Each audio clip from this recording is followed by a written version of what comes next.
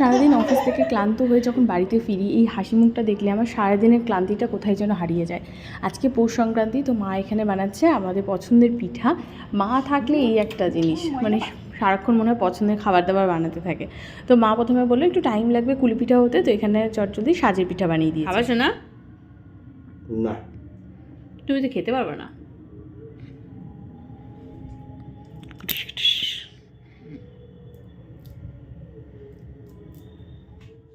এখানটা দেখো সাজি পিঠা বানানো অর্ধেক হয়ে গেছে, আর এখানটা নারকেলের পুরটা এখনও আছে, আর এটা দিয়ে না পুরো নাড়ুর গন্ধ বেরোচ্ছে।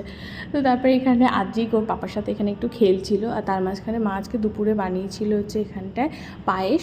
তো এখানটায় পায়েস খেলাম আর কটা পিঠাও ভেজে দিয়েছে। আর এখানে দেখো আমার আদ্রিক প্রথমবার আজকে পিঠা খেলো। জাস্ট ওর হাতে ওটা দেওয়া হয়েছিল, ধরেছে, ধরার পরেই ওটা চট করে মুখে দিয়ে এরকম খাওয়া শুরু করে দিয়েছে। একটু একটু করে এখন বড় হয়ে যাচ্ছে, মনে হয় কি এই তো সেদিনকার আর্ধেক ছোট্ট ছিল, এখন কতটা বড় হয়ে গেছে, এখন একটু একটু করে নিজে জিনিস খেতে চায়, নিজে হাতে ধরে খাওয়া শুরু করেছে। তো তারপরে এখানটা দেখো আমাদেরকে কীভাবে তাকিয়ে আছে।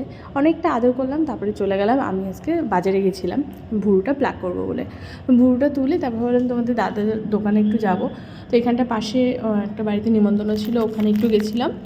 আর আর্টিকের জন্য এখানে আমি শীতের একটা মোজা দেখছিলাম, মানে যে মোজাটা রয়েছে না ওটা একটু ছোটো ছোটো হয়ে গেছে, তো ভাবছিলাম দেখি অন্য কিছু নিয়ে আসবো। তো এখানটা দুটো নিয়ে এসে, দুটো সাইজ যেটা হয় সেটা রেখে দেবো। আর এখানে এসে দেখি আমাকে আমার পাপাটা ওয়েলকাম করলো। দেখেছো তো, এখন এরকম সারাক্ষণ এরকম চিল্লাবে, সব সময় এরকম জোরে জোরে জোরে জোরে চিল্লাবে। তো মা যে পায়েস করেছিল রাতে, এখানে কটা লুচি করেছিল, তো আমি লুচি আর পায়েস খাচ্ছিলাম।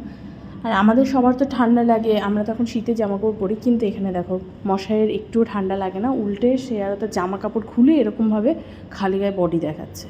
আর এখানে মাঝে মাঝে ফ্যানও চালাতে হয়, তার এত গরম লাগে। আমি এখানে ভাবছিলাম আমি এটা ভিডিও নেব, দুষ্টুটা এই করে আমি দেখাবো বাবাকে। তারপরে এখানে আমাকে বাবার ওপরে শীতে জামা কাপড় পরে দিয়েছে, আর এখানে আমি রাতে ডিনার করেছিলাম। মা যেহেতু আদ্রিকের সাথে ছিল, তো আমি মাকে টুকটুক করে খাইয়ে দিচ্ছিলাম।